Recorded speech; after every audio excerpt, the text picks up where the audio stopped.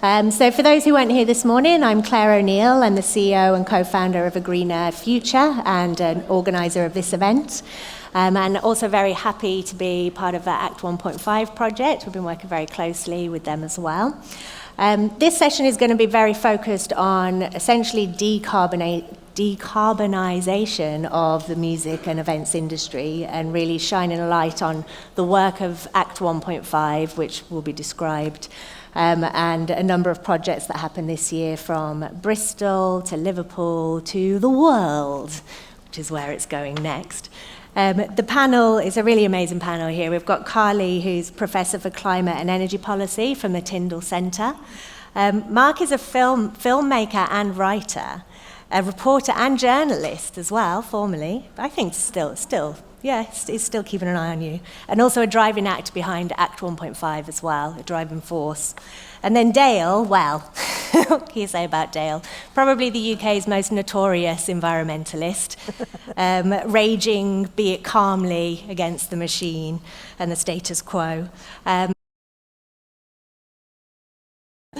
And Dale, maybe you've had similar experiences. I don't want to go off on too much of a tangent, but from a football perspective, you've got obviously the voices within football, you've got the football industry.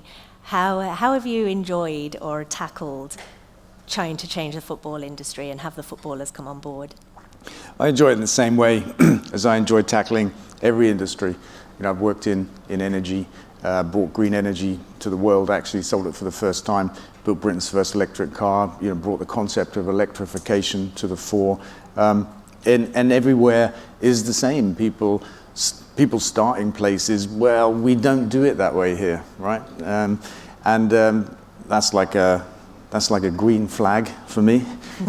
There's always a better way to do things, but I mean, it's super important that we get to net zero and low carbon living and all of that kind of stuff. And I'm a firm believer we've got all of the answers, we've got all of the technology, and really all that's standing in our way is a little bit of psychology, I would say, a bit of reluctance. I did a food panel earlier this morning, and food was the big issue at Forest Green. I just want to say that. Bringing the environment into football was a challenge for people. They were like, doesn't belong here, and I beg to differ, and now it does belong. I think we'll be talking later with the UN about the Sport for Climate Action Programme, which is a global thing. We established at Forest Green Rovers that food is not the obstacle that people think it was, and it was kind of part of the Act 1.5 journey as well, because I remember when I saw the first draft, I said to Rob, food's missing, right? Food's missing it. You can't miss it out because it's the biggest single thing that we can all do, and it has this enormous global impact on wildlife, on human health, on the climate crisis, and it's just a choice we make every day.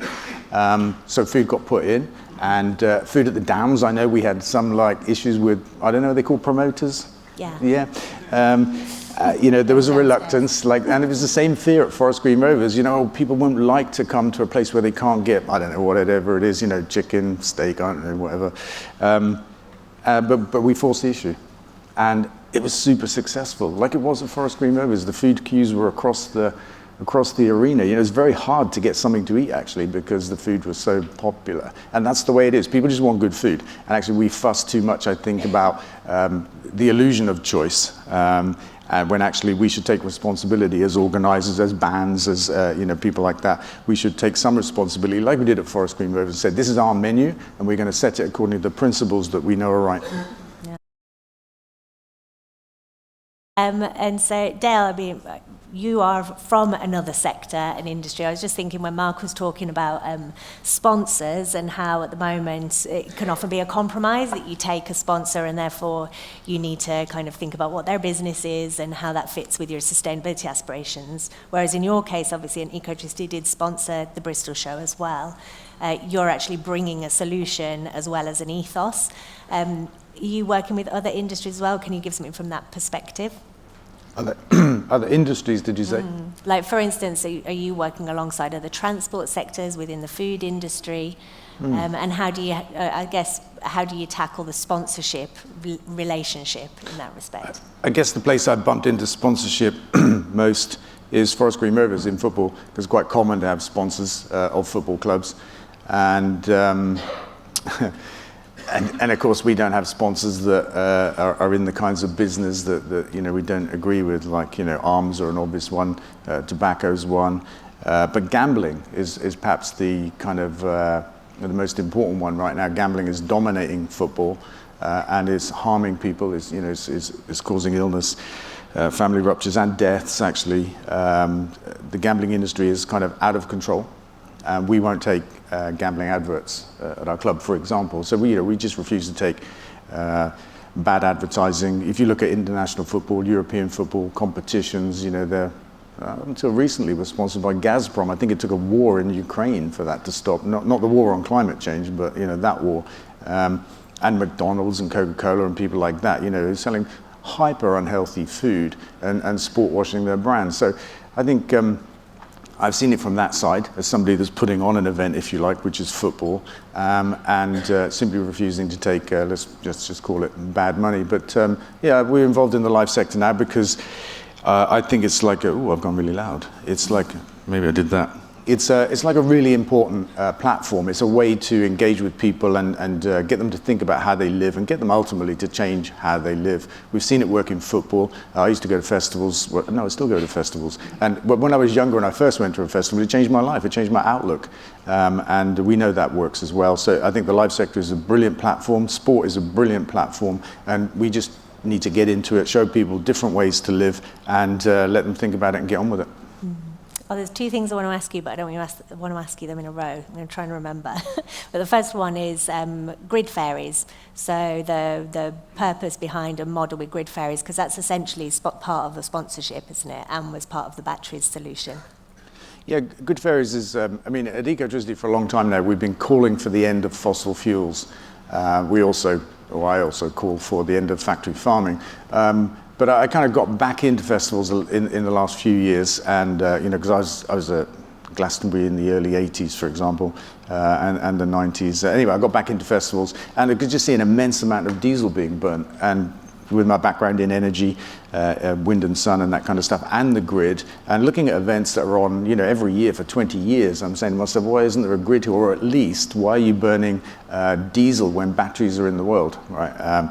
And so obviously we joined forces on that enterprise grid fairies and just decided to make it an option, right? It's not a commercial thing. I think it will become one. And it comes back to a point that Mark made, and I think we all agree on. It's really important to be a catalyst. And so being able to bring batteries to Act 1.5 to the Downs, for example, that creates big waves within the industry. It's not just about the punters, let's say, the people that turn up. They noticed it.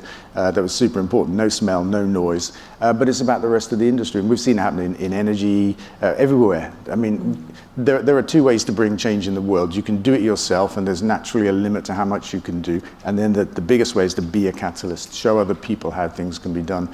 And for me, that's the purpose of grid fairs, to say, guys, we've got to stop burning diesel at live events, and we don't need to, and this is how we do it. Absolutely. There we go. And I'm just going to go to Dale on the as far as subsidies and taxes. You touched upon that earlier, and responses to what's just been said. Yeah, it reinforces Mark's point, really. What I would say is we don't price in the external costs of fossil fuels, for example. For animal farming, animal diets, we don't price them in, and I think it's the IMF that have said that oil would be twice the price today if we costed in the external cost, not least of which is the effect on human health. 40,000 people a year in our country die from air pollution from burning fossil fuels, but there are a lot more people that suffer, and there's a burden on the health system, for example. And animal products, would also be much more expensive if the external costs were factored in. Plastic, we talked about that on the last panel, would also be much more expensive, and it would be one very important way to control it. And governments have the big levers: taxes, subsidies, and regulations. The governments create the economic playing field, and at the moment it's skewed towards the old way of doing things, and it makes it difficult to move into the new way, the net zero way, on the energy, transport, and food fronts. And the biggest thing that actually could change in this world would be for a government to change the system. We don't need new subsidies. We just need to take the old subsidies away from where they are and put them into this new place. So I think that's a really important factor. You mentioned DNOs there. Dale, what do you think about DNOs? Yeah, have you got any views on DNOs? It's very similar to do not resuscitate. Explain what they are as well, just in case. DNO, district network operators, and they own the regional grids in our country, not the national grid, but the regional stuff. And well, one of the things we've been calling for as an energy company actually is for the government via Ofgem to control the profit margins of the DNOs, because those guys are making like a 40% profit margin. They're mostly foreign owned, they're based in tax havens, and probably it's adding a couple of £100 to everybody's energy bill. So at a time when we need to get energy bills down, that's economically and politically important. And we've also already regulated the retail energy sector. You're allowed to make a 1.5% profit margin only. These guys are allowed to make 40%, and I think we should change that. So we should regulate them better. And the argument that comes back the other way is, oh, but they need to invest lots of money in grid. I understand that they do, but I understand that they don't do it actually, because the money they make leaves our country. It goes off in dividends. We can regulate them. They are a natural monopoly. They are regulated. We can make them invest in the grid or give up the license, give up the network, and we take it back into public ownership. We can absolutely do it.